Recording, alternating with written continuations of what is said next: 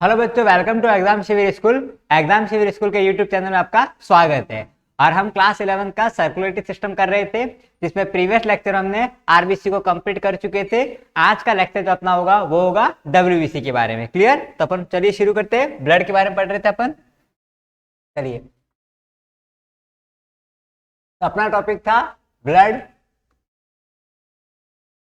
हम ब्लड देख रहे थे। ब्लड की बात करें तो उसके कॉम्पोजिशन में दो पार्ट होते हैं। मैं पिछले दो लेक्चर में बता चुका, अपन देख लेते हैं। एक तो होता है प्लाज्मा, प्लाज्मा, और दूसरा अपने होते हैं कार्पसल, प्लाज्मा और कार्पसल। क्लियर? प्लाज्मा की बात करें तो ये कितना था, 55%। और कार्पसल्स की बात करें तो ये अपना था 45%। कार्पसल्स में अगेन तीन कंपोनेंट थे, हमने देखे थे। तो तीन कंपोनेंट कौन कौन से थे? पहला था रेड ब्लड कार्पसल्स, दूसरा था white blood corpuscles, and the third one is platelets. तीन कंपोनेंट थे किसके? अपने ब्लड के कार्पसल्स के, जिसमें से हम आरबीसी कंप्लीट कर चुके हैं। हीमोग्लोबिन प्रीवियस लेक्चर हम देख चुके हैं। आज की लेक्चर जो अपना पूरा बेस होगा डब्ल्यूबीसी में, डब्ल्यूबीसी के बारे में। और साथ में अगर समय रहता है तो हम बात करेंगे ब्लड ग्रुप के बारे में। क्लियर? चलिए, तो डब्ल्यूबीसी की बात करते हैं। तो डब्ल्यूबीसी, इसको हम बोलते हैं व्हाइट ब्लड कार्पसल्स, और इसी को हम ल्यूकोसाइट भी कहते हैं। डब्ल्यूबीसी को अपन क्या बोलते हैं? ल्यूकोसाइट, ल्यूकोसाइट भी कहते हैं। तो पहला पॉइंट होगा ल्यूकोसाइट, इसको ल्यूकोसाइट भी कहते हैं। अच्छा, डब्ल्यूबीसी होता है क्या है? ये विशेष प्रकार की कोशिकाएं होती है जो कि हमारे रक्त में पाई जाती है।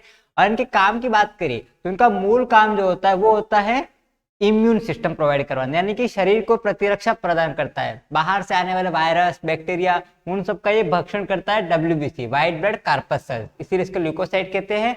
और इसका रोल कहाँ पर है? इम्यून सिस्टम में, हमारे शरीर को प्रतिरक्षा प्रदान करना। बाहर रोगाणुओं से, बैक्टीरिया, वायरस, उनसे शरीर को सुरक्षा प्रदान करता है। ये इसका मूल कार्य है। क्लियर? इसको ल्यूकोसाइट भी कहते हैं। अब ल्यूकोसाइट की बात करें, इनके अलग अलग प्रकार होते हैं। क्लियर? ल्यूकोसाइट के total acidophil, basophil, neutrophil, monocyte, lymphocyte, इस प्रकार इनके ये अलग अलग प्रकार होते हैं।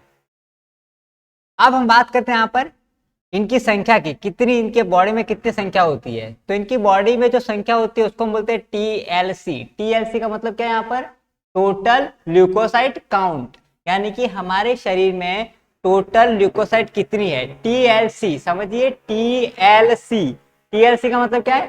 टोटल ल्यूकोसाइट काउंट, कुल ल्यूकोसाइट कितने हैं हमारे रक्त में। तो अगर हमारे रक्त में ल्यूकोसाइट की बात करें तो हमारे रक्त में ल्यूकोसाइट होते हैं 6000 टू 8000 पर mm³।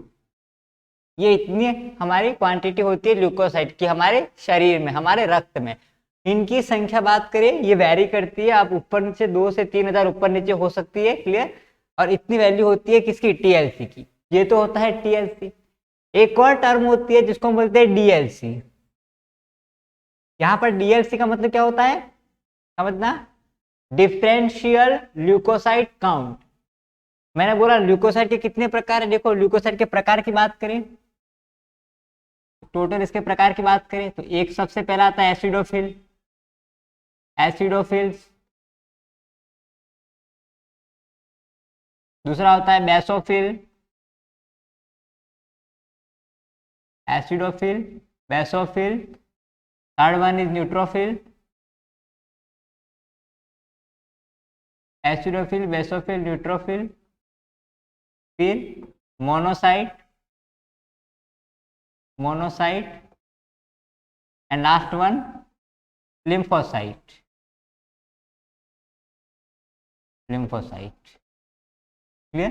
तो टोटल 5 प्रकार है किसके? आपके ल्यूकोसाइट के। तो इनकी अलग अलग जो संख्या होती है उसको हम बोलते हैं डीएलसी, यानी कि डिफरेंशियल ल्यूकोसाइट काउंट।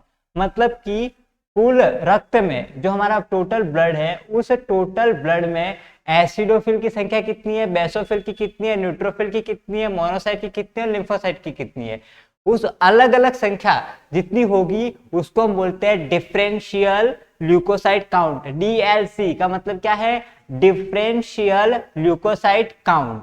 क्लियर? तो यहाँ पर हमें संख्या याद करने की जरूरत नहीं है किसकी कितनी होती है, बस ऑर्डर याद रखना। कि किसकी ज्यादा होती है। तो ऑर्डर की बात करें, सबसे अधिक होती है न्यूट्रोफिल, फिर आएगा लिम्फोसाइट, फिर मोनोसाइट, फिर एसिडोफिल और फिर बेसोफिल। बस ये ऑर्डर आपको याद रखने की जरूरत है, इनके नंबर याद रखने की जरूरत नहीं है। सबसे अधिक कौन मिलेगा? न्यूट्रोफिल, फिर लिम्फोसाइट, फिर मोनोसाइट, फिर एसिडोफिल और फिर बेसोफिल। ये मैं किसकी बात कर रहा हूं? डिफरेंशियल ल्यूकोसाइट काउंट, यानी कि रक्त के कुल आयतन में जो WBC है उसकी हर एक सेल कितनी मात्रा में उपस्थित है।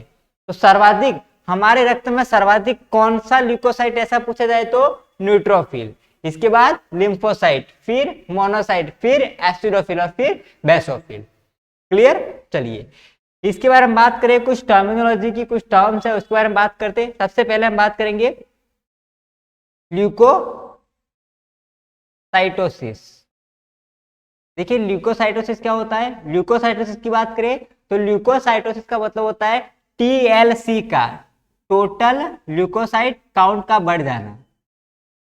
जब हमारे शरीर में टोटल ल्यूकोसाइट काउंट बढ़ जाता है, एक लिमिट से ज्यादा हो जाता है, तो उस कंडीशन को हम क्या बोलते हैं? ल्यूकोसाइटोसिस। क्लियर? ये कब होता है? जब बुखार के समय बढ़ जाता है, जनरली बुखार के समय। दूसरा, वायरस और बैक्टीरिया के इन्फेक्शन के समय, वायरस एंड बैक्टीरिया जब इसका इन्फेक्शन होता है तब क्या होता है? हमारे शरीर में TLC जो होता है वो क्या होता है? बढ़ जाता है। यहाँ पर मैं आपको 3 कंडीशन बताई, बुखार के समय, वायरस और बैक्टीरिया का जब इन्फेक्शन होता है, बाहर से एंटीजन बॉडी में एंटर करता है, तब इनकी संख्या बढ़ जाती है किसकी? टोटल ल्यूकोसाइट काउंट की, जिसको हम बोलते हैं ल्यूकोसाइटोसिस। क्लियर? एक और टर्म होती है ल्यूकोसाइटोपिनिया। ल्यूकोसाइटोपिनिया,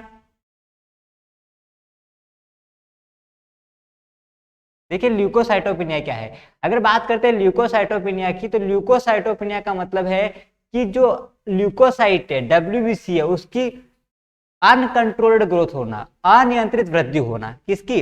uncontrolled growth of, uncontrolled, sorry, उसको हम बोलते हैं ल्यूकेमिया बोलते हैं। ठीक है ना? तो ये तो होता है अपना, ये कौन सा है? ल्यूकोसाइटोपिनिया। तो ल्यूकोसाइटोपिनिया का मतलब होता है TLC का घट जाना ना, आई एम सॉरी, TLC का काउंट कम हो जाना। तो TLC का जो काउंट कम होता है उसको हम बोलते हैं ल्यूकोसाइटोपिनिया। और ये जनरली होता है एक तो टाइफाइड में, टाइफाइड, और दूसरा एड्स के दौरान। टाइफाइड की बात करें, एक बैक्टीरियल डिजीज है जो किससे होता है? साल्मोनेला टाइफी से। और एड्स जो होता है वायरल डिजीज है जो होता है HIV वायरस से। क्लियर? तो ल्यूकोसाइटोपिनिया क्या है? जब TLC शरीर में कम हो जाता है, और ये कम कौन सी दिशा में होता है? टाइफाइड में जनरली कम हो जाता है जो कि बैक्टीरियल डिजीज है, और एड्स में कम होता है जो कि वायरस डिजीज है। क्लियर? इसके बाद एक और टर्म आती है ल्यूकेमिया। ल्यूकेमिया, ल्यूकेमिया की बात करें तो ल्यूकेमिया में क्या होता है? अनकंट्रोल्ड ग्रोथ होती है किसकी? ल्यूकोसाइट की, uncontrolled growth of leukocyte, uncontrolled growth of leukocyte. इसका मतलब यह है कि अब ल्यूकोसाइट जो है वह क्या हो रही है? लगातार लगातार अनियंत्रित होकर क्या हो रही है? डिवाइड हो रही है, और उनकी संख्या बहुत ज्यादा बढ़ जाती है। तो इस कंडीशन को हम कहते हैं ल्यूकेमिया, यानी कि ब्लड कैंसर। ल्यूकेमिया को हम क्या बोलते हैं? ब्लड कैंसर, रक्त कैंसर बोलते हैं। तो यहाँ पर 3 टर्मिनोलॉजी की बात की, पहली तो है ल्यूकोसाइटोसिस, दूसरी है ल्यूकोसाइटोपिनिया, तीसरी है ल्यूकेमिया। क्लियर? ल्यूकोसाइटोसिस में क्या होता है? TLC बढ़ जाता है। कब होता है? बुखार के समय, वायरस और बैक्टीरिया का बॉडी में इन्फेक्शन होता है, यानी कि जब एंटीजन शरीर में प्रवेश करेगा तो TLC जनरली बढ़ जाएगा। TLC कम कब होता है? टाइफाइड में और एड्स में। और TLC अनियमित रूप से, अनियंत्रित, अनकंट्रोल्ड, बहुत अधिक मात्रा में इनकी संख्या कब बढ़ जाती है? तो कैंसर, उसको अपन क्या बोलते हैं? ल्यूकेमिया, जो कि एक प्रकार का रक्त कैंसर है। क्लियर? अब जो ल्यूकोसाइट है उसको हम मेजरली 2 पार्ट में डिवाइड करते हैं। ल्यूकोसाइट को 2 पार्ट में डिवाइड कर रहे हैं अपन, ध्यान से समझना इस चीज को। ल्यूकोसाइट को 2 मेजर पार्ट होते हैं ल्यूकोसाइट के। पहला पार्ट जो होता है वो होता है आपका ग्रैन्युलोसाइट, ग्रैन्युलोसाइट, ग्रैन्युलोसाइट। साइट, और दूसरा पार्ट है वो होता है ए ग्रेन्युलोसाइट। तो कौन से दो पार्ट है, पहला है ग्रेन्युलोसाइट और दूसरा है ए ग्रेन्युलोसाइट। ये जो दो पार्ट डिवाइड किए किसके, ल्यूकोसाइट के। ध्यान देना यहाँ पर ल्यूकोसाइट के मैंने 5 प्रकार लिखे, एसिडोफिल, बेसोफिल, न्यूट्रोफिल, मोनोसाइट और लिम्फोसाइट। उन 5 प्रकारों में से ये 5 प्रकार हमने किए, लेकिन अब हम ल्यूकोसाइट के 2 प्रकार कर रहे हैं। ये किसके आधार पर कर रहे हैं, ये हम कर रहे हैं कोशिका द्रव्य में उपस्थित कणिकाओं के आधार पर। जो ल्यूकोसाइट है उसके कोशिका द्रव्य में, कोशिका द्रव्य किसको बोलते हैं, देखो कोशिका की संरचना क्या होती है, सेल मेम्ब्रेन होती है, उसके बीच में यहाँ पर क्या होता है, न्यूक्लियस होता है। तो सेल मेम्ब्रेन, ये बाहर वाली क्या होती है अपनी सेल मेम्ब्रेन, कोशिका झिल्ली जो लिपिड और प्रोटीन की बनी होती है, सेल मेम्ब्रेन, और इसके अंदर वाला भाग कौन सा, ये वाला न्यूक्लियस है, केंद्रक। तो अब यहाँ पर कोशिका झिल्ली और ये केंद्रक झिल्ली, इनके बीच में ये जो भाग आपको दिख रहा है, इस वाले भाग में क्या मिलेगा, द्रव्य मिलेगा, मैटर मिलेगा। और द्रव्य किसको बोलते हैं, हर वो वस्तु जो स्थान घेरती है और जिसका अपना भार हो, उसको अपन क्या बोलते हैं, द्रव्य। तो यहाँ पर क्या मिलेगा, सॉलिड, लिक्विड, गैस तीनों मिलेंगे। यहाँ पर कुछ सॉलिड पार्टिकल मिलेंगे, कुछ लिक्विड मिलेगा, और साथ में गैसेस भी मिलती है, सेल की बात कर रहा हूँ, क्लियर। तो यहाँ पर क्या मिलेगा, द्रव्य मिलेगा, और वो द्रव्य आपका क्या कहलाएगा, कोशिका द्रव्य, साइटोप्लाज्म, वो अपना कहलाएगा साइटोप्लाज्म। तो ये तो हो गया अपना साइटोप्लाज्म, साइटोप्लाज्म। और जो केंद्रक के अंदर मिलेगा उसको अपन क्या बोलते हैं, न्यूक्लियोप्लाज्म। जो केंद्रक के अंदर भी तो लिक्विड वो मिलेगा, मैटर, उसको अपन बोलते हैं न्यूक्लियोप्लाज्म, न्यूक्लियोप्लाज्म। और इन दोनों को अपन क्या बोलते हैं, प्रोटोप्लाज्म, इसको अपन बोलते हैं प्रोटोप्लाज्म। तो यहाँ पर मैं किसकी बात कर रहा हूँ, ल्यूकोसाइट की। तो ल्यूकोसाइट का जो कोशिका द्रव्य है, यानी कि ल्यूकोसाइट का जो साइटोप्लाज्म है, क्योंकि ल्यूकोसाइट में भी क्या होगा, वो भी एक सेल है, उसके अंदर भी केंद्रक होता है, ल्यूकोसाइट में केंद्रक होता है, आरबीसी में केंद्रक नहीं होता है, लेकिन ल्यूकोसाइट में केंद्रक होता है। तो वो जो केंद्रक है और सेल मेम्ब्रेन है, उसके बीच में क्या होगा, द्रव्य होगा। तो वो कोशिका द्रव्य कणिका में है या नहीं, मतलब उसके अंदर ग्रेन्यूल्स है या नहीं, ग्रेन्यूल्स पार्टिकल कण है या नहीं, उसके आधार पर हम इसके 2 पार्ट कर रहे हैं। पहला तो कौन सा है, ग्रेन्युलोसाइट। इसका मतलब क्या है, उसके कोशिका द्रव्य में कणिकाएं पाई जाती है। ये कणिकाओं का स्वभाव होता है कि इनको हम डाइस से अभिरंजित करते हैं तो क्या करते हैं, स्टैनिंग हो जाती है। स्टैनिंग का मतलब होता है कलर को पकड़ लेते हैं, उनके अंदर कलर आ जाता है। अगर हम विशेष प्रकार के लैब में डाइट होती है, उनसे उनको ट्रीटमेंट करें, उनसे उनको इंट्रोड्यूस करवाया जाए, तो क्या होगा, वो जो ग्रेन्यूल्स होती है उनमें स्टैनिंग हो जाती है, यानी कि वो कलर को प्राप्त करते हैं। बड़ी सिंपल सी बात है, I hope you are getting my point, clear. चलिए इसको इरेज करते हैं। तो यहाँ पर ल्यूकोसाइट को हमने क्या किया, 2 पार्ट में डिवाइड कर दिया। कौन सा, ग्रेन्युलोसाइट और ए ग्रेन्युलोसाइट। किसके बेसिस पर, कि उनके कोशिका द्रव्य में ग्रेन्यूल है या नहीं।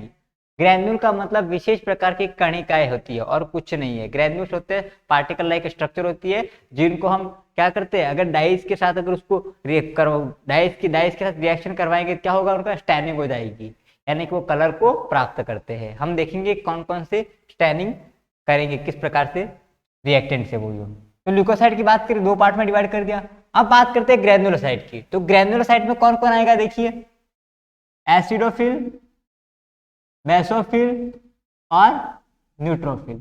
ये तीनों हमारी कौन सी है, ग्रेन्युलोसाइट। एक ग्रेन्युलोसाइट की बात करें तो बची कौन सी, एसिडोफिल, बेसोफिल, न्यूट्रोफिल हो चुका, मोनोसाइट और लिम्फोसाइट। तो यहाँ पर मैं सिर्फ एम और एल लिख रहा हूँ, इसका मतलब क्या है, मोनोसाइट और लिम्फोसाइट, क्लियर। तो 3 तो कैसे हैं, ग्रेन्युलोसाइट है। इसका क्या मतलब है कि इन तीनों के कोशिका द्रव्य में आपको क्या मिलेगी, कणिकाएं मिलेगी, ग्रेन्यूल्स मिलेगी, क्लियर।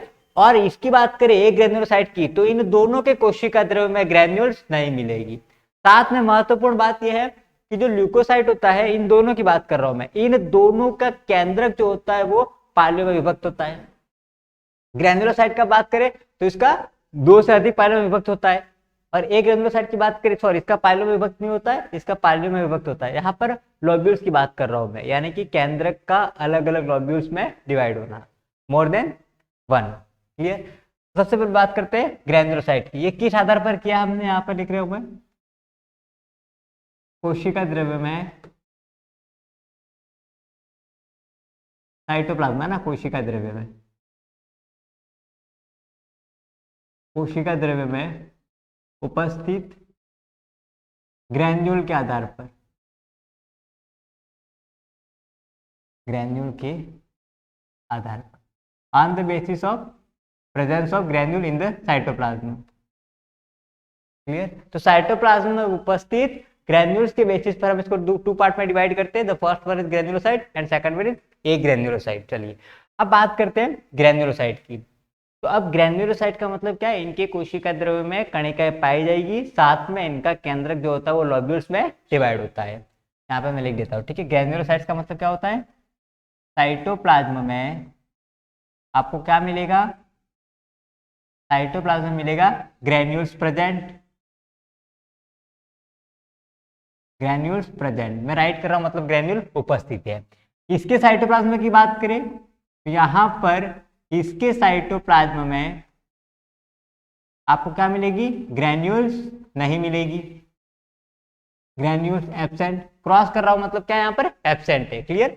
दूसरा पॉइंट, इनका जो न्यूक्लियस होता है वो क्या होता है, डिवाइडेड इनटू लॉब्यूल्स, ये लॉब्यूल्स में बटा होता है, अनेक पालियों में बटा होता है। ठीक है। इसकी बात करें तो यहां पर क्या हो जाएगा, न्यूक्लियस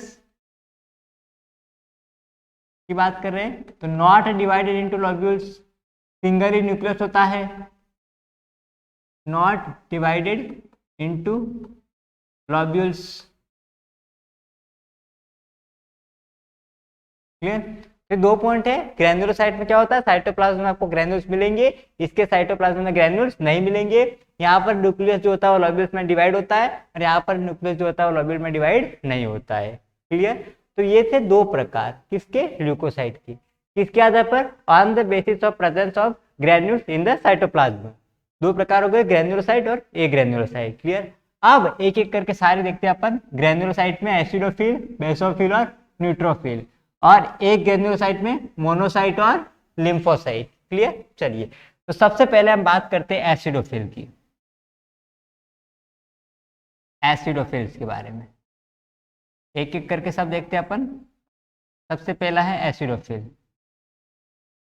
अगर एसिडोफिल की बात करें तो सबसे पहले हम बात करेंगे इसकी शेप की, ये होती कैसी है वो। अगर एसिडोफिल की शेप की बात करें तो इसकी शेप होती है अमीबोइड, मतलब अमीबा की जैसी इरेगुलर शेप होती है। इसकी शेप कैसी होती है, अमीबोइड, इरेगुलर शेप होती है अमीबा की जैसी। एक और चीज बड़ा क्लियर आपके सामने क्लियर कर दूं, एसिडोफिल, बेसोफिल, न्यूट्रोफिल, मोनोसाइट और लिम्फोसाइट, इन सब की ये पांचों जो है वो शेप में कैसे होती है, अमीबोइड होती है, मतलब इरेगुलर इन शेप होती है। अमीबा कैसा होता है, इरेगुलर शेप का होता है। क्लियर। चलिए तो एसिडोफिल की शेप हो गया अमीबोइड। दूसरा पॉइंट हो गया इसका लाइफ स्पैन, इसका जीवन काल कितना होता है, कितने समय तक हमारे शरीर में ये रहती है। इनके जीवन काल की बात करें तो इनका जीवन काल होता है 14 आवर, 24 घंटे इनका जीवन काल होता है। इसके बाद नेक्स्ट पॉइंट की बात करें अपन तो पहला तो कौन सा हो गया, शेप अमीबॉइड है। दूसरा लाइफ स्पैन, इसका कितना है 14 घंटे।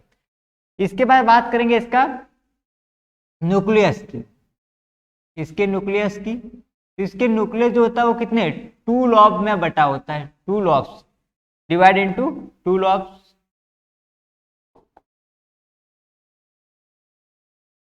तो न्यूक्लियस 2 लॉब्स में इसका बटा होता है।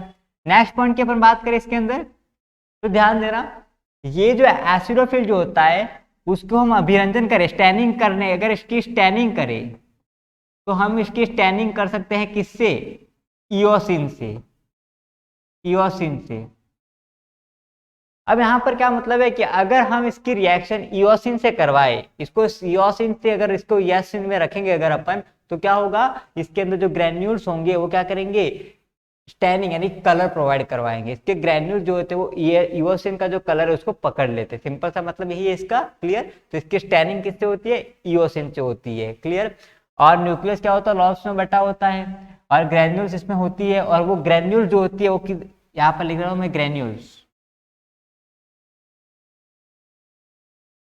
क्योंकि जो ग्रैन्यूल्स है वो ग्रैन्यूल से क्या कर रही है? इओसिन से स्टैनिंग उसकी हो रही है। स्टैनिंग हम किसकी कर रहे हैं? ग्रैन्यूल्स की। किसके थ्रू कर रहे हैं अपन? यहाँ पर रिएजेंट कौन सा है? इओसिन। इओसिन से हम क्या कर सकते हैं? इसके ग्रैन्यूल्स की यहाँ पर स्टैनिंग करी जा सकती है, क्लियर। ये हो गया। नेक्स्ट हम बात करें तो यहाँ पर इसके कार्य की बात करें, वर्क की बात करें, वर्क की बात करें, एसिडोफिल क्या करता है? तो पहले तो ये एलर्जी के समय क्या करता है? ये एंटीबॉडी रिलीज करता है। किसके समय? एलर्जी के समय। कोई एलर्जेंट अगर आता है, एलर्जी कारक, तो उसके खिलाफ ये हमारे शरीर में क्या करता है? उसको, तो हमारे शरीर को सुरक्षा प्रदान करता है। दूसरे प्रकार की बात करें तो ये काम कैसे करता है? वायरस और बैक्टीरिया का जो संक्रमण होता है तो उसको क्या करता है? ये खत्म करता है। वायरस बैक्टीरिया को किल करता है ये, वायरस बैक्टीरिया किल। देखो ये किल कैसे करता है? वो इसे किल की बात करें तो क्या करेगा? वायरस और बैक्टीरिया की भित्ति से चिपक जाता है और इसके बाद विशेष प्रकार के एंजाइम का स्त्राव करता है, जिससे उस वायरस और बैक्टीरिया की भित्ति जो होती है वो गल जाती है और वायरस और बैक्टीरिया की भित्ति गलने से उसकी मौत हो जाती है। तो काम कैसे कर रहा है समझ रहे हो ना? क्या कर रहा है? वायरस और बैक्टीरिया शरीर के अंदर जा रहा है, ये उसकी भित्ति से चिपक जाता है, उसकी मेम्ब्रेन से चिपक जाएगा और विशेष प्रकार के एंजाइम का सिक्रेशन करता है और उसकी भित्ति को गला देता है। ये वैसे ही काम कर रहा है जैसा लाइसोसोम करता है, क्लियर। तो एसिडोफिल के बारे में पहला पॉइंट, शेप कैसा होता है? अमीबॉइड। सबका अमीबॉइड है, बार बार लिखूंगा नहीं मैं, क्लियर सी बात है। लाइफ स्पैन 14 आवर है। न्यूक्लियस 2 लोब्स में डिवाइड होता है। स्टैनिंग किससे करते हैं? इओसिन, ये इंपॉर्टेंट है, इओसिन से स्टैनिंग करी जाती है। वर्क बात करें तो काम क्या करता है? एलर्जी में यह हमारे शरीर को क्या करता है? प्रोटेक्शन प्रोवाइड करवाता है, इम्यूनिटी प्रोवाइड करवाता है। दूसरा काम क्या है? वायरस और बैक्टीरिया को किल करना। कैसे किल करता है? तो वायरस और बैक्टीरिया की भित्ति से अटैच हो जाता है, फिर विशेष प्रकार के एंजाइम का सिक्रेशन करता है और उनकी भित्ति को गला देता है। उनकी मेम्ब्रेन को या वॉल मेम्ब्रेन, बैक्टीरिया है अगर उसका तो वॉल भी होगी, क्लियर। और मेम्ब्रेन की बात करें तो मेम्ब्रेन को क्या करता है? गला देता है और उस बैक्टीरिया वायरस को किल कर देता है। चलिए, तो पहला हो गया। अब बात करते हैं दूसरे पॉइंट की। दूसरा हो गया, आपका आएगा basophil. Second one is basophil, दूसरा है बेसोफिल। चलिए, तो बेसोफिल की बात करें तो वही पहला तो कौन सा? शेप। शेप कैसा होता है? अमीबॉइड। इसके बाद लाइफ स्पेन की बात करें, जीवन काल, लाइफ स्पेन की, तो इसका जो लाइफ स्पेन होता है वो होता है आपका 10 घंटे, 10 आवर। 10 आवर तक हमारे शरीर में सर्वाइव करती है और फिर क्या होती है? ये डेड हो जाती है, नहीं बनती है। फिर 10 घंटे इनका जीवन काल हो गया बेसोफिल। इसके बारे में बात करें स्टैनिंग की, इसकी स्टैनिंग किससे होती है? स्टैनिंग की बात करें तो इसमें जो ग्रैन्यूल्स होते हैं उसकी स्टैनिंग हम कर सकते हैं मेथाइलिन ब्लू से, मेथाइलिन ब्लू से। ये रिएजेंट होता है मेथाइलिन ब्लू, तो इस रिएजेंट से हम लैब में इसकी क्या कर सकते हैं? स्टैनिंग करी जा सकती है। किसकी? बेसोफिल की, क्लियर। नेक्स्ट पॉइंट की बात करें, नेक्स्ट पॉइंट इसका न्यूक्लियस। इसके न्यूक्लियस की बात करें तो इसका न्यूक्लियस भी कितना होता है? 2 लॉब्स में डिवाइड होता है अगेन। और साथ में खास बात क्या होता है? इसका न्यूक्लियस जो होता है वो एस शेप्ड होता है। ये याद रखना, इसका न्यूक्लियस कैसा होता है? एस शेप्ड का, एस आकार का इसका न्यूक्लियस होता है, इंग्लिश अल्फाबेट एस के जैसा, क्लियर। नेक्स्ट पॉइंट की बात करें, इसके वर्क की, कार्य की बात करें, इसका जो वर्क होता है बेसोफिल का वो होता है ये सीरोटोनिन 3 प्रकार के सबस्टांसेस रिलीज करता है। एक तो हिस्टामिन,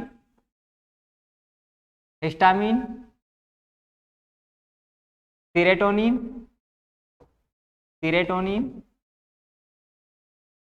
और तीसरा होता है हेपेरिन, और हेपेरिन मैं आपको बता चुका हूं, रक्त में पाया जाने वाला क्या? ये प्रोटीन है। हेपेरिन प्रोटीन एंजाइम नहीं है, क्लियर। हिस्टामिन की बात करें तो क्या होता है, वाहिनी प्रसारक होता है। सेरोटोनिन होता है वाहिनी संकुचक होता है। यानी कि हिस्टामिन क्या करता है, हिस्टामिन की बात करें तो जो ब्लड वेसल होती है, रक्त वाहिनी होती है, उनको फैलाता है। सेरोटोनिन की बात करें तो क्या करेगा, रक्त वाहिनियों को संकुचित करवाएगा। हेपेरिन जो होता है वो एक प्रकार का प्रोटीन है, म्यूकोपॉलीसेकेराइड होता है। यह क्लियर, ये एंजाइम नहीं है। तो इन तीनों को सिक्रेशन, इन तीनों को स्त्राव करना, इन तीनों को सिक्रेट करने का काम कौन कर रहा है यहाँ पर, आपका बेसोफिल। सिक्रेशन, सिक्रेशन, तो ये सिक्रेशन यहाँ पर कौन कर रहा है, आपका बेसोफिल कर रहा है। क्लियर, तो ये था बेसोफिल। अब तीसरी बात करते हैं, तीसरे नंबर पे आता है एसिडोफिल हो गया, बेसोफिल हो गया, अब कौन सा आएगा, न्यूट्रोफिल। न्यूट्रोफिल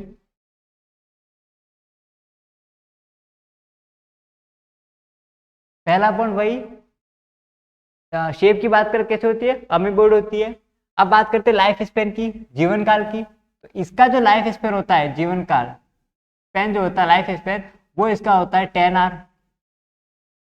10 घंटे तक हमारे शरीर में सर्वाइव करती है। क्लियर, इसके बारे में बात करेंगे नेक्स्ट पॉइंट। ये सर्वाधिक पाया जाने वाला, मैक्सिमम अमाउंट में यह पाया जाता है। तो हमारे शरीर में सर्वाधिक पाया जाने वाला ल्यूकोसाइट कौन सा है, न्यूट्रोफिल ही है। हम पहले देख चुके हैं, देखिए न्यूट्रोफिल हमारे शरीर में सर्वाधिक मात्रा में पाया जाने वाला कौन सा है, न्यूट्रोफिल। और फिर कौन आएगा, लिम्फोसाइट, फिर मोनोसाइट, फिर एसिडोफिल और फिर बेसोफिल। क्लियर, चलिए, तो शरीर में सर्वाधिक मात्रा में पाया जाता है यहाँ पर।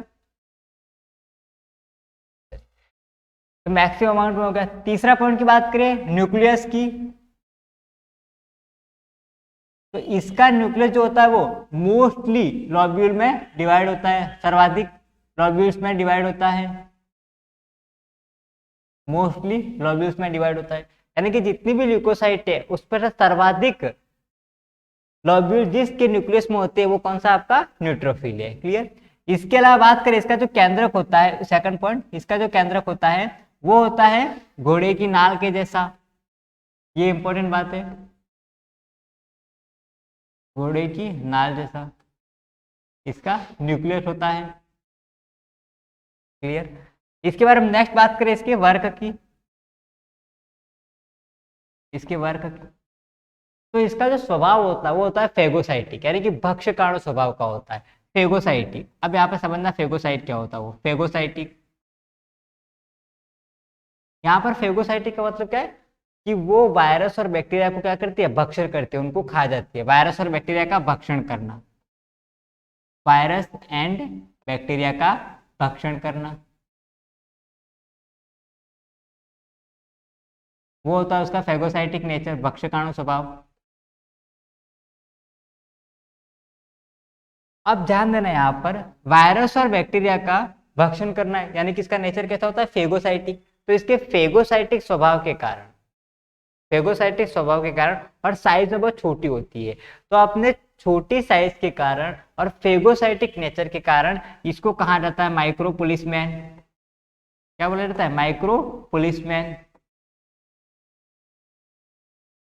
ये पॉइंट याद रखना, माइक्रो पुलिसमैन किस ल्यूकोसाइट को कहा जाता है, तो आपको कौन सा हो जाएगा, न्यूट्रोफिल। क्लियर, तीसरे नंबर की होगी। अब बात करते हैं नेक्स्ट चौथे नंबर की। चौथे नंबर पे कौन सा आएगा आपका, मोनोसाइट। मोनोसाइट, तो मोनोसाइट की पहला पॉइंट कौन सा, शेप तो सबका वही है, अमीबोइड। इसके बाद बात करेंगे लाइफ स्पेन की, जीवन काल, लाइफ स्पेन। तो इसकी जीवन काल की बात करें तो इसका जीवन काल सबसे कम होता है ना, लेस देन 24 आवर। इसका जीवन काल सबसे इसका जीवन काल सबसे अधिक होता है, 2 से 7 दिन तक, 2 से 7 दिन तक। इसके बाद जो आएगा उसका कम होगा सबसे, तो 2 से 7 दिन तक इसका जीवन काल होता है। इसके बारे में बात करेंगे न्यूक्लियस की, न्यूक्लियस की। तो इसका न्यूक्लियस जो होता है वो अगेन कितने 2 to 3 लॉब्स में बटा होता है, 2 to 3 लॉब्स में बटा होता है मोनोसाइट का। इसके बारे में नेक्स्ट हम बात करेंगे इसके वर्क की। तो ये कैसा होता है, फेगोसाइटिक नेचर का होता है ये भी, यानी कि क्या करता है, वायरस और बैक्टीरिया का भक्षण करेगा। फेगोसाइटिक नेचर का मतलब होता है, देखो इसके पहले जो काम, इसके पहले की बात करें तो एक वो क्या कर रहा था, वायरस और बैक्टीरिया की भित्ति से चिपक रहा था और फिर विशेष प्रकार के एंजाइम का सिक्रेशन कर रहा था जो वायरस और बैक्टीरिया की भित्ति को गला देता है और जिसके कारण वायरस और बैक्टीरिया मर जाते हैं। लेकिन ये क्या करता है, उसका भक्षण कर लेता है, उसको खाता है यहाँ पर। क्लियर। तो फेगोसाइटिक नेचर होता है और साथ में साइज में ये बड़ा होता है, साइज क्या होती है इसकी, ज्यादा होती है। तो फेगोसाइटिक नेचर और साइज में बड़ी होने के कारण इसको अपन क्या बोलते हैं, मैक्रो पुलिसमैन। मैक्रो पुलिसमैन, यहाँ पे दो है, एक है माइक्रो पुलिसमैन और एक है macro policeman. Clear. Micro policeman कौन सा आपका, माइक्रो पुलिसमैन कौन सा आपका, ये वाला न्यूट्रोफिल हो गया। क्लियर। और मैक्रो पुलिसमैन की बात करें तो मैक्रो पुलिसमैन कौन सा आपका, मोनोसाइट। क्लियर। चलिए अब पांचवी जो है, पांचवी ल्यूकोसाइट है वो है लिम्फोसाइट। लिम्फोसाइट। क्लियर। लिम्फोसाइट की बात करें तो ये भी कैसी होती है, फेगोसाइटिक नेचर की होती है, फेगोसाइटिक नेचर की होती है, फेगोसाइटिक नेचर। इसका जीवन काल जो होता है वो सबसे अधिक होता है और इसके प्रकार की बात करें तो दो प्रकार की होती है, एक होती है टी लिम्फोसाइट, टी लिम्फोसाइट, और दूसरी होती है बी लिम्फोसाइट। अच्छा, जितने प्रकार भी लिम्फोसाइट है उनके फॉर्मेशन की बात करें, सबकी फॉर्मेशन कहाँ पर होती है, बोन मैरो में हो रही है। क्लियर। अब यहाँ पर ध्यान देना, ये जो टी लिम्फोसाइट है इसकी अब बात करें तो इसका जो फॉर्मेशन होता है, फॉर्मेशन, वो फॉर्मेशन तो होता है बोन मैरो में, अस्थि मज्जा में। बोन मैरो, बोन मैरो क्या होता है, लंबी हड्डियों के बीच में पाए जाने वाली गुहा जिसको हम बोलते हैं ट्रेबेक्यूली। जो भी लॉन्ग बोन होती है उनके बीच की जो गुहा होती है, कैविटी होती है, जिसे ट्रेबेक्यूली कहते हैं, उसकी गुहा में होता है, उसी को बोन मैरो कहते हैं। तो टी लिम्फोसाइट का फॉर्मेशन तो कहाँ होता है, बोन मैरो में, लेकिन इसका मैच्योरेशन यानी कि परिपक्वता, मैच्योरेशन की बात करें तो इसका जो मैच्योरेशन होता है वो होता है आपके थाइमस ग्लैंड में। कहाँ पर होता है, थाइमस ग्लैंड में। थाइमस ग्लैंड की बात करें जो कहाँ पर होती है, चेस्ट में पाई जाती है थाइमस ग्लैंड। क्लियर। हमारे चेस्ट में होती है थाइमस ग्लैंड, वहां पर इसका मैच्योरेशन होता है। बी लिम्फोसाइट की बात करें तो बी लिम्फोसाइट का फॉर्मेशन और मैच्योरेशन दोनों, formation and maturation both, formation और मैच्योरेशन ये दोनों की बात करें, ये दोनों आपके होते हैं बोन मैरो में। फॉर्मेशन और मैच्योरेशन दोनों कहाँ होते हैं, बोन मैरो में होते हैं। किसकी बात कर रहा हूं मैं, बी लिम्फोसाइट की। क्लियर। फेगोसाइटिक नेचर का होता है, काम की बात करें लिम्फोसाइट भी, ये सारा काम किसमें कर रहे हैं, सारा इम्यूनिटी का वर्क कर रहे हैं, हमारी बॉडी को क्या प्रोवाइड करवा रहे हैं, at the end immunity provide करवा रहे हैं यहाँ पर। चलिए अब टी लिम्फोसाइट की बात कर रहे हैं अपन, तो टी लिम्फोसाइट के फिर अगेन अलग अलग डिफरेंट डिफरेंट टाइप होते हैं। टी लिम्फोसाइट, टी लिम्फोसाइट के प्रकारों की बात करें, सबसे पहली सेल होती है टी हेल्पर, दूसरी होती है T killer, T helper, T killer, तीसरी होती है टी सप्रेसर, टी सप्रेसर, और चौथी होती है टी मेमोरी। अब ये कैसे काम करते हैं वो सुनो। सबसे पहले कौन से, टी हेल्पर। टी हेल्पर क्या करती है कि वायरस और बैक्टीरिया जब हमारे शरीर में प्रवेश करता है तो टी हेल्पर जो होती है वो क्या करती है, टी किलर को क्या करती है, एक्टिव करती है।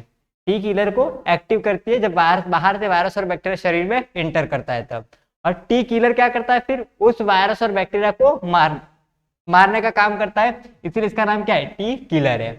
टी सप्रेसर की बात करें तो टी सप्रेसर क्या करता है फिर, कि टी सप्रेसर जो होता है वो टी किलर को शांत करता है, उसके प्रभाव को कम करता है। क्योंकि यहाँ पर जो टी किलर होती है वो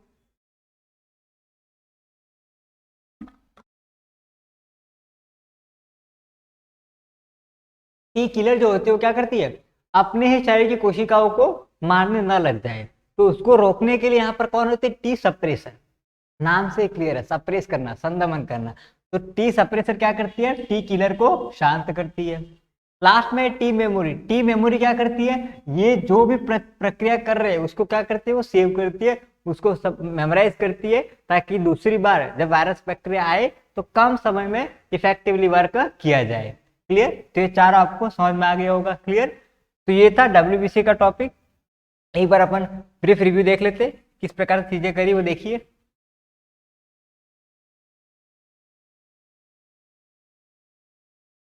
चलिए ब्लड की बात करें, प्लाज्मा और कार्पस होता है। प्लाज्मा कितना होता है 55% और प्लाज्मा कितना होता है आपका 45%। उसमें तीन पार्ट इंक्लूडेड है, सॉरी कार्पस 45%, तीन पार्ट है आरबीसी, डब्ल्यूबीसी और प्लेटलेट। क्लियर। आरबीसी हम खत्म कर चुके थे, आज का लेक्चर था डब्ल्यूबीसी पे। डब्ल्यूबीसी को ल्यूकोसाइट भी कहते हैं। कितने प्रकार के हैं, 5 प्रकार है, एसिडोफिल, बेसोफिल, न्यूट्रोफिल, मोनोसाइट और लिम्फोसाइट। फिर लिम्फोसाइट के 2 प्रकार थे, टी लिम्फोसाइट और बी लिम्फोसाइट। फिर टी लिम्फोसाइट के अगेन 4 टाइप है, T helper, T killer, T memory, T suppressor. DLC की बात करें, डिफरेंट ल्यूकोसाइट काउंट होता है। टीएलसी क्या होता है, टोटल ल्यूकोसाइट काउंट। तो कुल ल्यूकोसाइट कितने होते हैं बॉडी में, उनकी संख्या यहाँ पर ये रही, प्लस माइनस 2000 कर देना। Clear, plus minus 2000। Differential leukocyte count की बात करें, यानी कि अलग अलग ल्यूकोसाइट कितना होता है ब्लड में, तो सबसे अधिक किसका होता है वो याद रखना, न्यूट्रोफिल सबसे अधिक होता है, फिर लिम्फोसाइट, फिर मोनोसाइट, फिर एसिडोफिल और फिर बेसोफिल।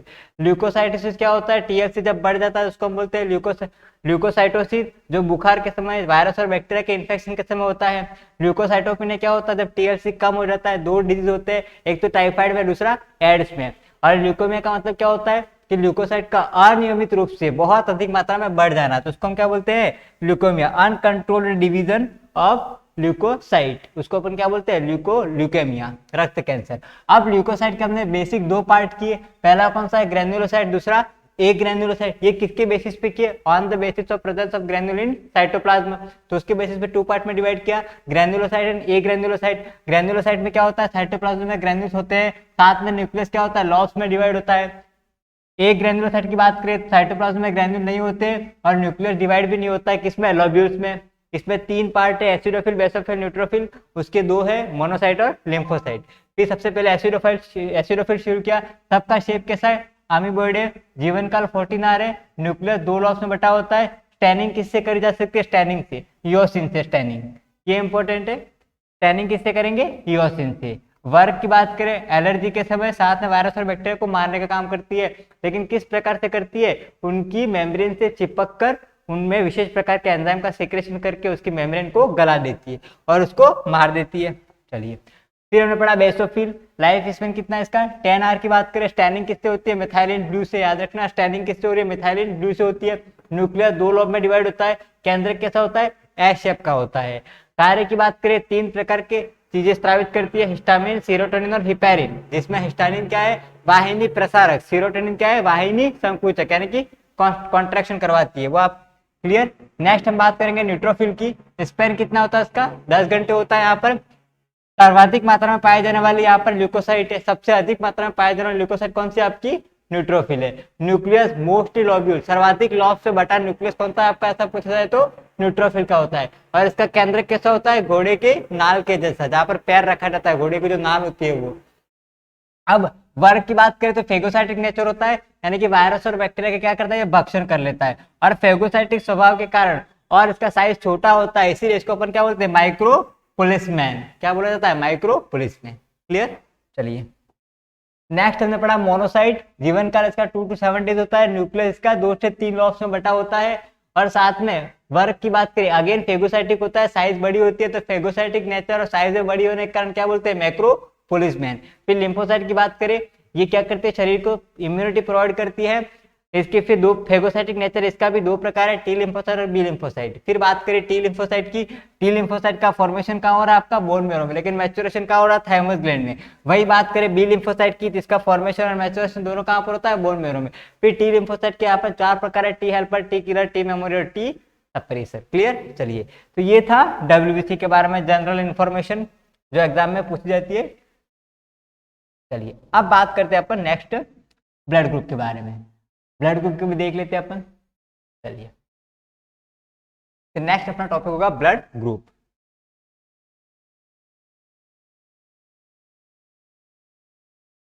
ब्लड ग्रुप, जब मनुष्य की बात करें तो ब्लड ग्रुप जो होता है, उस ब्लड ग्रुप, मनुष्य में ब्लड ग्रुप के प्रकार की बात करें तो कितने प्रकार होते हैं, एक तो ब्लड ग्रुप ए होता है, इसके बाद ए बी होता है और बी होता है और ओ होता है। ये 4 प्रकार के रक्त समूह पाए जाते हैं मनुष्य में, ए बी, बी और ओ। और ये रक्त समूह की जो एंटीजन होती है, क्लियर, रक्त समूह की जो एंटीजन होती है, एंटीजन क्या होते हैं? एंटीजन वे पदार्थ होते हैं जो एंटीबॉडी के निर्माण को प्रेरित करते हैं। यह एंटीजन वायरस भी हो सकता है, बैक्टीरिया भी हो सकते हैं। और एंटीजन के स्वभाव की बात करें, नेचर की बात करें, तो ये प्रोटीन नेचर के होते हैं, मतलब ये एमिनो एसिड से मिलकर बने होते हैं। ये अगर हमारे शरीर में एंटर करते हैं तो क्या करते हैं? उनके खिलाफ हमारे शरीर क्या करती है? एंटीबॉडी बना देती है उनसे लड़ने के लिए। तो ये ब्लड ग्रुप की बात करें तो ब्लड ग्रुप के लिए जो एंटीजन होता है, इसका जो एंटीजन होता है वो एंटीजन आपको कहाँ पर मिलेगा? आरबीसी की सतह पर। इसको हम आरबीसी में देखा है हमने, आरबीसी की सतह पर। तो ब्लड ग्रुप का एंटीजन कहाँ पर मिलेगा आपको? आरबीसी की सतह पर मिलेगा। क्लियर? एंटीजन क्या होता है समझना। एंटीजन विशेष प्रकार के प्रोटीन होते हैं, एक विशेष प्रकार के एलिमेंट होते हैं जो हमारी बॉडी में क्या करते हैं? एंटीबॉडी के निर्माण को प्रेरित करते हैं। अगर एंटीजन हमारे शरीर में जाएगा तो उसके खिलाफ हमारे शरीर में क्या बढ़ेगी? एंटीबॉडी बनेगी। लेकिन इसका एंटीजन तो ऑलरेडी होता ही है। क्लियर? अगर ये एंटीजन दूसरा आएगा तो फिर एंटीबॉडी बनेगी, अभी हम देखेंगे। क्लियर? तो एंटीजन क्या है? विशेष प्रकार के तत्व होते हैं जो क्या करते हैं? एंटीबॉडी के निर्माण को प्रेरित करते हैं। अगर वो हमारे शरीर में जाएंगे तो उनके खिलाफ हमारे शरीर में क्या बनेगी? एंटीबॉडी।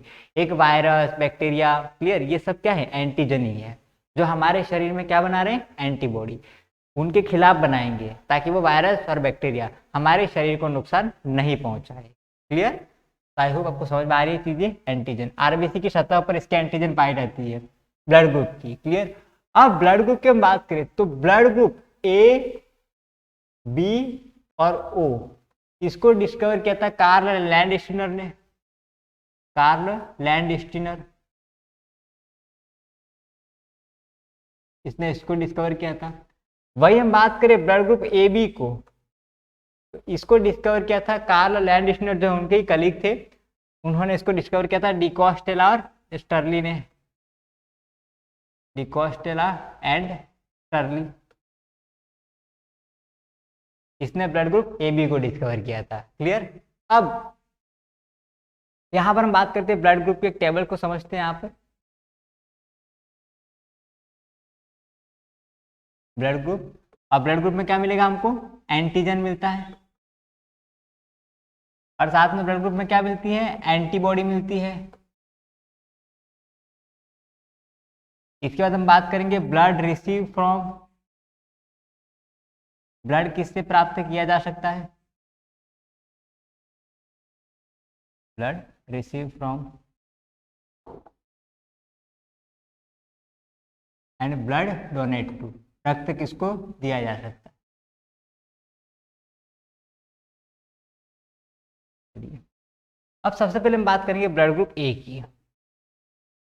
देखिए, अब जैसा ब्लड ग्रुप होगा वैसा ही क्या चाहिए? एंटीजन चाहिए। अगर एंटीजन विपरीत हो जाएगा तो रक्त में क्या होगा? उसके खिलाफ क्या बन जाएगी? एंटीबॉडी। तो ब्लड ग्रुप ए है तो इसके लिए एंटीजन भी कौन सा हो जाएगा? ए होगा। क्लियर? और एंटीबॉडी इसका विपरीत कर दो, एंटीबॉडी क्या होगा? Small B. क्लियर? इसके बारे में बात करेंगे ब्लड ग्रुप बी की। तो ब्लड ग्रुप बी का एंटीजन भी क्या हो जाएगा? बी हो जाएगा, और एंटीबॉडी कौन सा हो जाएगा? Small A. Blood group A B है तो ऑब्वियसली अगर जैसा ब्लड ग्रुप है वैसा ही एंटीजन होना चाहिए, क्योंकि फिर नहीं होगा तो उसके खिलाफ क्या बनेगी? एंटीबॉडी, और वो आरबीसी को मार देगी। तो यहाँ पर एंटीजन कौन सा होगा आपका? ए बी ही होगा, और यहाँ पर एंटीबॉडी नहीं है। ब्लड ग्रुप ओ की बात करें तो यहाँ पर एंटीजन नहीं है, और एंटीबॉडी आपका कौन सा होगा? ए बी दोनों। क्लियर? देखिए, एंटीजन क्या होते हैं इसको समझिए जरा। एंटीजन ये क्या होते हैं? वे जो that which inspire production of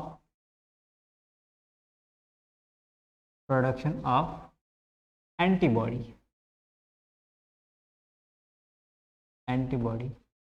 inside the body, यानी कि वे पदार्थ होते हैं एंटीजन जो हमारे शरीर में क्या करते हैं, एंटीबॉडी के प्रोडक्शन को क्या करते हैं, इंस्पायर, उसको उत्तेजित करते हैं, उसको प्रेरित करते हैं, किसको, एंटीबॉडी के निर्माण को। यानी कि जब जब हमारे शरीर में कोई एंटीजन जाएगा तो उस एंटीजन से लड़ने के लिए हमारे शरीर में क्या होगा, एंटीबॉडी का निर्माण होगा। यानी कि एंटीजन क्या है, फॉरेन पार्टिकल है। एंटीजन क्या है, फॉरेन पार्टिकल है, फॉरेन पार्टिकल। ये किसके कॉन्टेक्स्ट में कह रहा हूं मैं, इम्यून सिस्टम के कॉन्टेक्ट में, है ना। ब्लड ग्रुप की एंटीजन तो हमारे आरबीसी के ऊपर होती ही होती है, अगर उसके विपरीत एंटीजन आई तो फिर एंटीबॉडी बनेगा। और इम्यूनिटी के कॉन्टेक्स्ट में कहे तो एंटीजन क्या है, फॉरेन पार्टिकल है, बाहर से आया हुआ पार्टिकल है, जिसके खिलाफ हमारे शरीर में क्या बनेगी, एंटीबॉडी बनेगी। 5 मिनट बाद, 5-10 मिनट लगाने।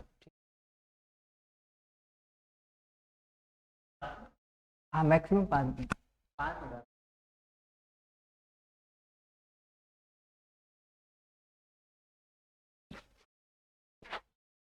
यस, तो कहाँ थे अपन, एंटीजन पे।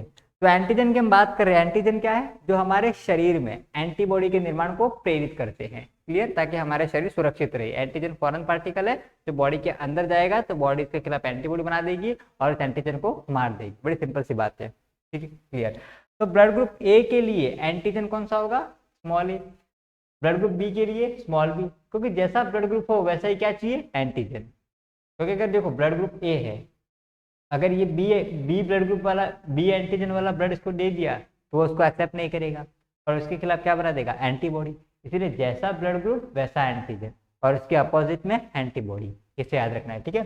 जैसा ब्लड ग्रुप वैसा एंटीजन और अपोजिट में एंटीबॉडी। ब्लड ग्रुप ए है तो एंटीजन ए होगा और एंटीबॉडी स्मॉल बी होगा। ब्लड ग्रुप बी होगा तो एंटीजन कैपिटल बी और एंटीबॉडी स्मॉल ए होगा। ब्लड ग्रुप ए बी है तो एंटीजन ए बी, एंटीबॉडी उसमें नहीं होता है। ब्लड ग्रुप ओ की बात करें तो उसमें एंटीजन नहीं होता और एंटीबॉडी क्या होता है, ए बी होता है। एक्चुअल में ओ मतलब ये क्या है, जीरो है, एंटीजन नहीं है, इसके अंदर कोई एंटीजन नहीं है, ये इसीलिए उसको जीरो बोला जाता है, ओ कहते हैं उसको अपन। चलिए अब हम बात करें किससे रक्त लिया जा सकता है। जो ए रक्त समूह जिसका है वो किस किस से रक्त ले सकता है, तो देखिए ए जिसका ब्लड ग्रुप है वो किससे लेगा, ए से तो ले ही सकता है ना, क्योंकि ए वाला के पास एंटीजन कौन सा, ए है। अगर किसी व्यक्ति का रक्त समूह ए है तो वो दूसरे व्यक्ति जिसका रक्त समूह ए है उससे ब्लड ले सकता है, क्योंकि उसके अंदर एंटीजन कौन सा, ए है, और उस व्यक्ति में भी एंटीजन क्या है, ए है।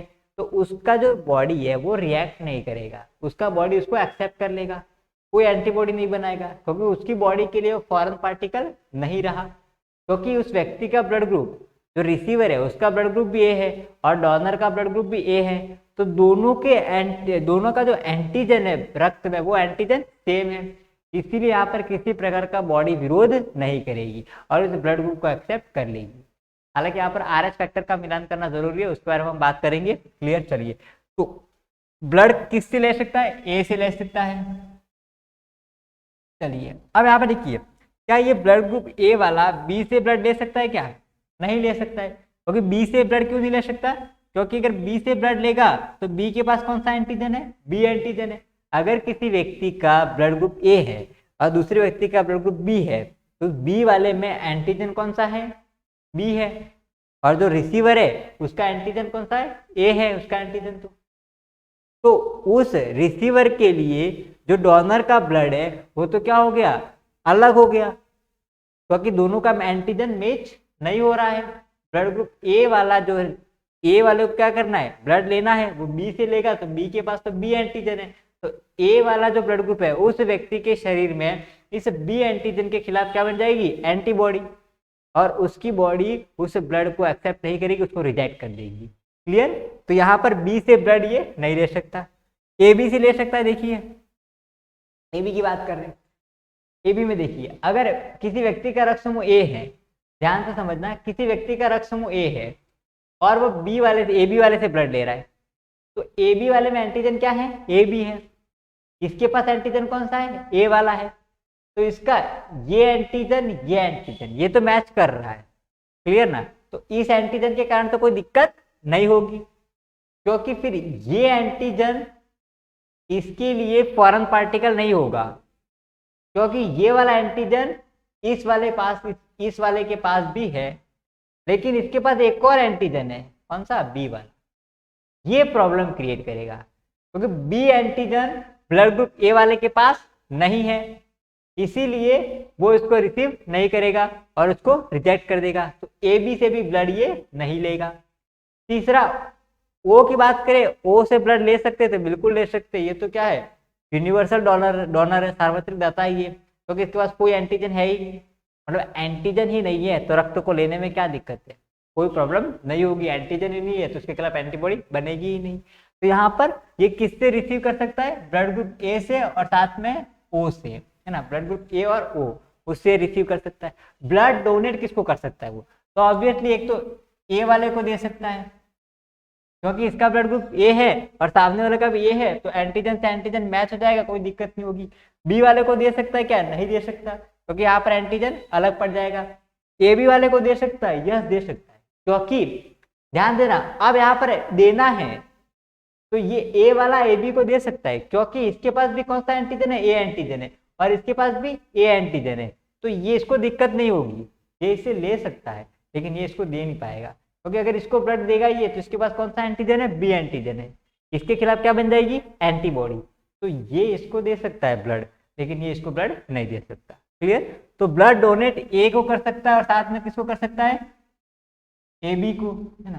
क्या ओ को दे सकता है, ए नहीं दे सकता क्योंकि ओ को देगा, ओ के पास तो एंटीजन ही नहीं है, लेकिन ए के पास ए एंटीजन है ना, जैसे ए एंटीजन हुआ तो उसके खिलाफ क्या बन जाएगी, एंटीबॉडी। क्लियर, तो blood donate to A and A B. Clear, चलिए अब बी की बात करें तो बी किससे ले सकता है, देखिए बी ए से तो नहीं ले सकता है क्योंकि बी के पास कौन सा एंटीजन है, बी, और ए के पास कौन सा एंटीजन है, ए, तो बी के शरीर में उसके खिलाफ क्या बन जाएगी, एंटीबॉडी बन जाएगी। तो ये किससे ब्लड रिसीव किससे कर सकता है, बी से कर सकता है, और ए बी से कर सकता है क्या, नहीं करेगा क्योंकि ए एंटीजन तो मैच नहीं होगा, बी से बी मैच हो गया, लेकिन इसके खिलाफ क्या बन जाएगी, ए के खिलाफ एंटीबॉडी, तो बी से नहीं कर सकता। ओ से ले सकता है क्या, ओ से ले सकता है, कोई एंटीजन ही नहीं है, तो receive from B and O. Donate किसको कर सकता है, ए को तो नहीं कर सकता, बी वाला ए को डोनेट नहीं करेगा क्योंकि ए के पास कौन सा एंटीजन है, ए, और इसके पास तो बी है, तो बी को तो डोनेट नहीं कर सकता। ए बी को कर सकता है क्या, ए बी को कर सकता है डोनेट, डोनेट करने की बात हो रही है, लेने की नहीं, डोनेट करने की बात हो रही है, तो दे सकता है वो क्योंकि इसके पास कौन सा एंटीजन है, बी एंटीजन है ही सही, और इसके पास भी बी एंटीजन है।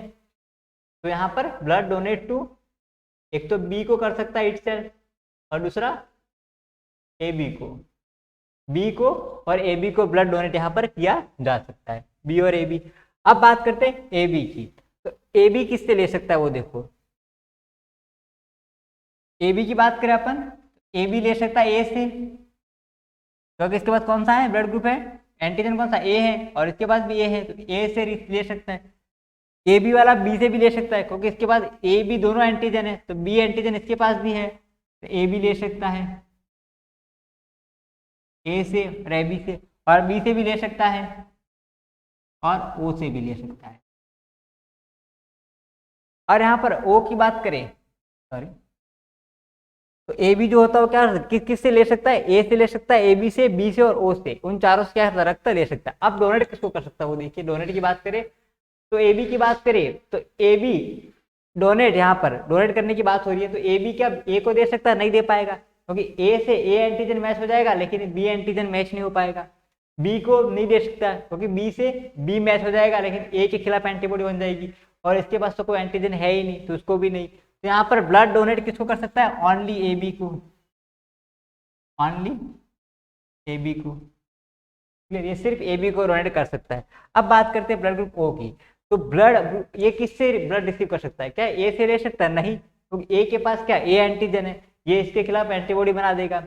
बी के पास बी एंटीजन है, इसके अंदर इसके खिलाफ एंटीबॉडी बन जाएगी। ए बी के अंदर ए बी एंटीजन है, उसके खिलाफ एंटीबॉडी बन जाएगी। तो ये ब्लड रिसीव ओनली ओ से करेगा, ओनली ओ से, सिर्फ ब्लड ग्रुप ओ से, ओ वाला जो ब्लड ग्रुप है वो सिर्फ ओ से ही ब्लड रिसीव कर सकता है। ब्लड डोनेट की बात करें किस किस को ब्लड दे सकता है, तो इसके पास तो कोई एंटीजन ही नहीं है, कोई दिक्कत ही नहीं है, किसी को भी दे सकता है ये डोनेट, इसीलिए इसको क्या बोलते हैं, यूनिवर्सल डोनर। तो ये ए को भी दे सकता है, ए बी बी बी को भी दे सकता है,